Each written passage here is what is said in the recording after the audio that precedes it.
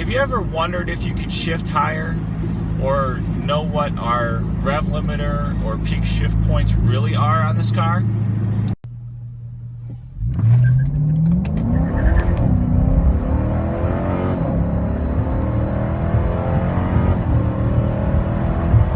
Hey guys, today I want to talk about shift points with the 5.7 liter Hemi in our Dodge Charger and Challenger RTs.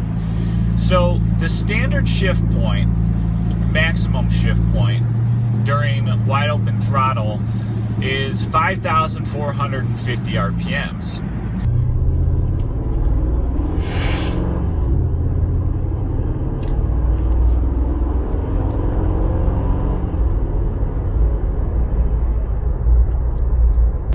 Now, if you go and you get your car tuned, chances are they're probably going to tweak the tune and tweak your shift points to a higher shift point than you're able to shift under normal wide open throttle conditions with your RTs.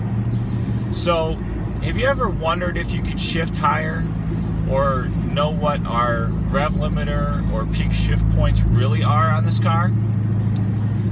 It's approximately 5,800 RPMs. Now you might ask yourself, how do I shift at that RPM? So there's a couple requirements. The first requirement is that you have sports mode. The second requirement is that you have either paddle shifters or the manual shift gearbox, right?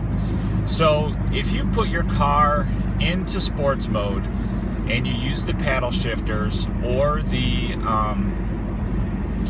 manual gear shifter, you can shift your car up to as high as approximately 5,800 RPMs. And I will show you guys that in just a moment.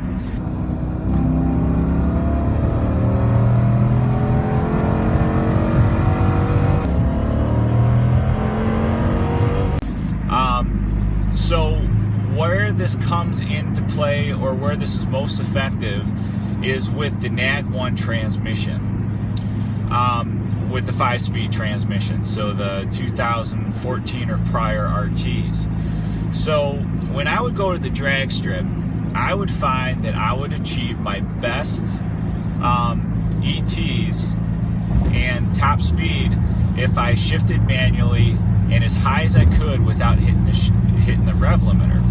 And with the NAG1 5 speeds, the reason being is because first gear, even with the 306 gears, it doesn't shift in a second until you're doing, I don't know, 50 miles an hour, give or take 5 miles an hour. So to be able to drive first gear a little bit farther, to get you a little bit further into second gear when you're drag racing, it's worth about 1/10 or so at the drag strip. And it doesn't sound like a lot, but at the drag strip, it can be significant. So I just wanted to tell you guys that it is possible to shift at a higher shift point if you wish. Now with the 8-speed transmission, with the TorqueFlite transmission, I don't think it matters. I don't think it's going to achieve any better time because the gears are so close. Like my car traps in 5th gear in a quarter mile. There's no way I'm going to make 4 perfect shifts in a quarter mile. So, you know, for us with the 8 speeds, just slap it in dry sports mode and go on your way. But if you do have the NAG1 5-speed, you might be able to pick up 1/10 in your 0-60 or a quarter mile. So I just wanted to bring that to light in case you weren't aware of it.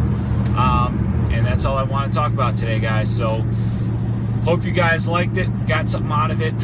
Like, subscribe, and comment, and I'll catch you guys all later.